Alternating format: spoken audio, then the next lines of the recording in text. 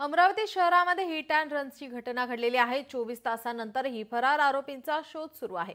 Car चालकाने बेधुंद अवस्थेत दिवाळीच्या दिवशी रात्री 2 मुलींना चिरडलं।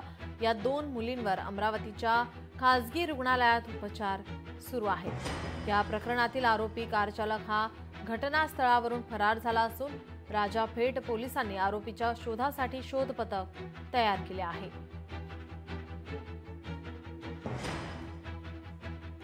गजल बार समोर कवरनगर ते पर्चे स्टॉप रस्त्यादरम्यान 2 युवती त्यांच्या स्कूटरवरून जात असताना पाठीमागून एका कार चालकाने त्याला ठोकर मारली। त्यामुळे मागे बसलेली युवती रोडवर पडली आणि तिला हिट करून तो कार चालक फरार झालेला आहे। त्याच्या संदर्भात आम्ही तो गुन्हा दाखल केलेला आहे। त्या युवतींना हॉस्पिटलला भरती केलेलं आहे। त्यांची प्रकृती स्थिर आहे।